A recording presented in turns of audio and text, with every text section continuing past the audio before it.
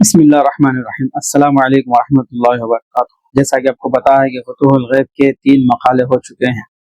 آج چوتھا مقالہ ہے۔ عنوان ہے خدا کی لازوال نعمتیں۔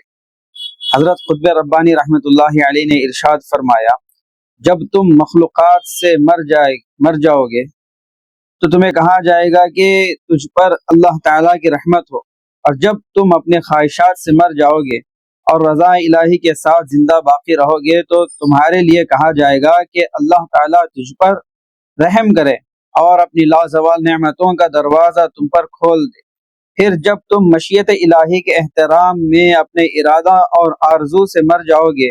تو تمہارے لیے کہا جائے گا کہ تم پر اللہ تعالیٰ رحم و کرم فرمائے اور تمہاری تقدیر میں اس کی طرف سے خیر و برکت ہو۔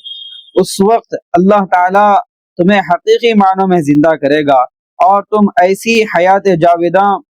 پاؤ گے جس کے بعد موت نہیں، اور ایسی دولت سے مالدار بنائے جاؤ گے جس کے بعد محتاجی نہیں، اور تم پر ایسی بخشش و عنایت کی جائے گی جس کے بعد تنگ حالی اور رکاوٹ نہیں، اور تم ایسی راحت و طمانینت سے محفوظ کیے جاؤ گے جس کے بعد عسرت اور پریشانی نہیں، اور ایسا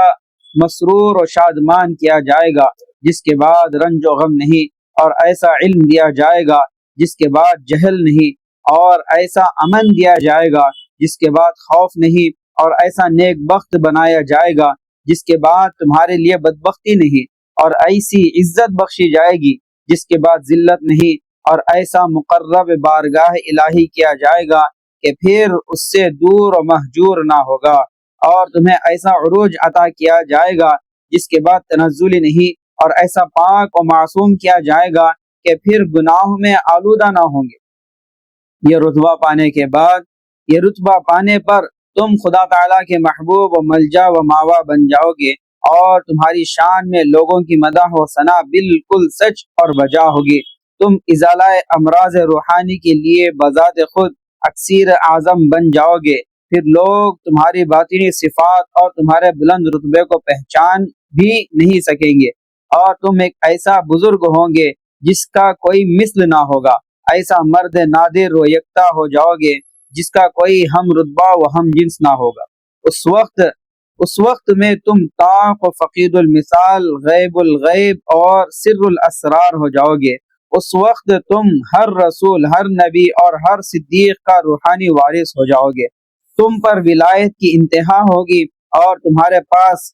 کسب فیض کے لیے ابدال آئیں گے۔ تم سے خلق خدا کی مشکلات حل ہوں گی، تمہاری دعاؤں سے باران رحمت کا نزول ہوگا، تمہاری برکت سے کھیتیاں اگائی اور سرسبز و شادمان کی جائیں گی، اور تمہاری دعاؤں سے ہر خاص و عام، اہل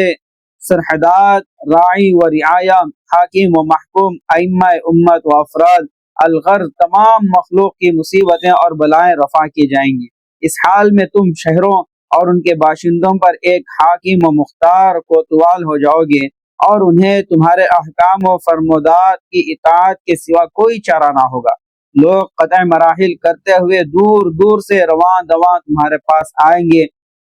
اور خالق کائنات کے حکم سے تمام احوال میں تحائف نقد و جنس تمہاری خدمت میں لائیں گے۔ وہ ہر جگہ تمہاری برگزیدہ صفات اور اخلاق کے چرچے کریں گے، تمہاری تعریف و توصیف میں رطب اللسان ہوں گے، اور تمہاری عظمت و شان کے متعلق کہیں اہل ایمان میں بھی اختلاف نہ ہوگا، کہیں اہل ایمان میں بھی اختلاف نہ ہوگا۔ اے ستودہ صفات، اے نیک بخت، اے مقبول بارگاہ خداوندی، اے رشک نوع انسانی، آبادیوں میں رہنے والوں اور جنگلات میں چکر لگانے والوں میں تمہاری ذات پر یہ اللہ تعالیٰ کا خاص فضل و کرم ہے، اور اللہ صاحب فضل عظیم ہے۔ خلاصہ کلام یہ ہے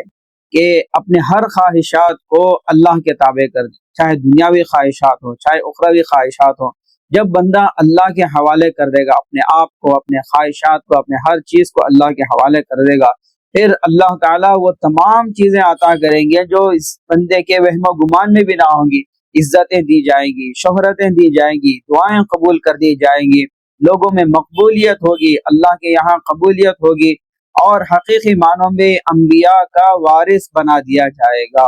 اللہ تعالی ہم تمام کو یہ باتیں سمجھائے اور اللہ تعالی ہم تمام کو اس کا حقیقی مقرب بندہ بنائے، آمین۔